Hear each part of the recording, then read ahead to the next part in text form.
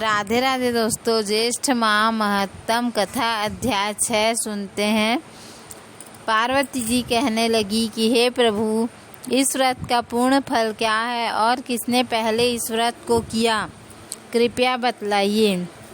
तब शिव जी ने कहा, त्रेता युग के पूर्ण होने पर किसी जगह धूर्जटी नाम का एक ब्राह्मण था। वह ब्राह्मणों के कुल में पूजित, धनी और अनेक बंधुओं से युक्त था, परंतु संतानहीन होने से दुखी होकर महान नियम में स्थित होकर अनेक व्रत तथा दानों को करता था। इस प्रकार व्रत आदि करते हुए बहुत समय के पश्चात उसको एक मनोहर कन्या उत्पन्न हुई। विवाह योग्य कन्या को देखकर वह ब्राह्मण अपनी स्त्री के साथ विचार करने लगा कि सुंदर कन्या को किसको दे, उसके समान कोई वर दिखाई नहीं देता। ऐसा विचार कर वर देखने के लिए वह एक ग्राम से दूसरे ग्राम तथा बहुत से नगरों में जाने के पश्चात राजाओं के मंडल में गया। अनेक क्षेत्रों में जाकर जब उस ब्राह्मण श्रेष्ठ को कन्या के योग्य वर न मिला, तब शुद्धात्मा ऋषियों के तपोवन में प्रवेश किया। फिर वह कौशिक ऋषि के आश्रम में एक श्रेष्ठ ब्राह्मण को देखा। उसका नाम शिव शर्मा था और उसके माता पिता नहीं थे। उसका दूसरा प्रसिद्ध नाम रूपराशि था। समस्त भूमंडल में उसके जैसा रूपवान और कोई नहीं था। इसी कारण से ऋषियों ने उसका नाम रूपराशि रख दिया था। धूर्जटी ने उन ऋषियों के पास जाकर अपना आशय प्रकट किया।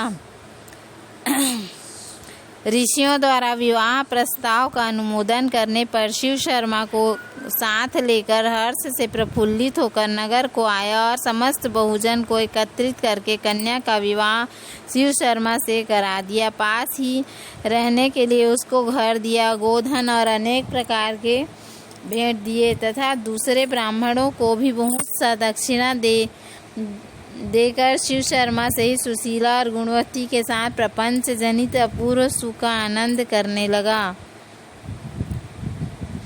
इसके बहुत समय पश्चात काल से प्रेरित हो वह शिव शर्मा ब्राह्मण समिधा के निमित्त वन को गया और उस वन में एक वृक्ष की छाया में जाकर बैठ गया।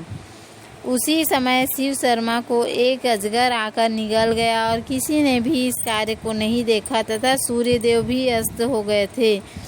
सूर्यास्त होने के पश्चात सास ससुर और स्त्री ने सेवकों को साथ लेकर मशाल जलाकर वन के समस्त स्थानों को देखा और सारी रात्रि खोज होती रही तथा सूर्योदय होने पर भी जब शिव शर्मा नहीं मिला तो वे निराश और दुखी होकर अपने घर चले गए।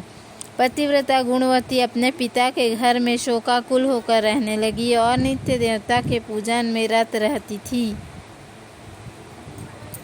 किसी दिन देवयोग से वहां पर नारद जी आ गए। गुणवती ने विधिवत नारद जी का पूजन किया और बारंबार उनको प्रणाम करने लगी। इसके प्रसन्नात्मा नारद जी ने गुणवती को व्रत का उपदेश दिया।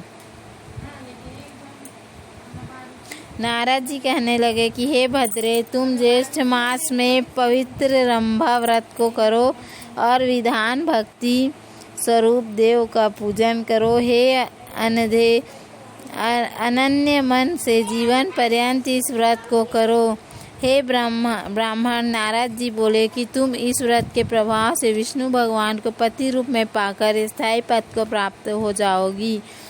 इस प्रकार नारद जी के उपदेश से वनवासिनी गुणवती ने कदली वन लगाया। नारद जी के कथनानुसार समस्त कर्म को किया और इस प्रकार बहुत समय बीत जाने पर वृद्ध अवस्था को प्राप्त हो गई और उसी वन में मृत्यु होने पर विमान में बैठकर स्वर्ग को गई। जन्मांतर में उस व्रत की पुण्य राशि से भगवान विष्णु को वल्लभा तुलसी हुई। विष्णु भगवान को तुलसी से अधिक और कोई वस्तु प्रिय नहीं है। हे ब्राह्मणों, इसी व्रत को श्री शिव जी की आज्ञा से पार्वती जी ने किया और इसी व्रत के प्रभाव से पार्वती जी को शिव जी को अति प्रिय हुई। श्री स्कंद जी से इस ज्येष्ठ मास के श्रेष्ठ महात्म को सुनकर प्रसन्न होकर ब्रह्म ऋषियों ने पुष्पों की माला तथा भूषणों से श्री स्कंद जी का पूजन किया, जो स्कंद जी पार्वती जी के आनंद कंद और 6 मुखों को धारण करने वाले हैं। इस प्रकार 6वां अध्याय समाप्त। 7वां अध्याय हम कल सुनेंगे। उम्मीद है आपको हमारा वीडियो पसंद आया होगा। यदि हमारा वीडियो पसंद आया तो वीडियो को लाइक करें, चैनल को सब्सक्राइब करें। धन्यवाद। राधे राधे।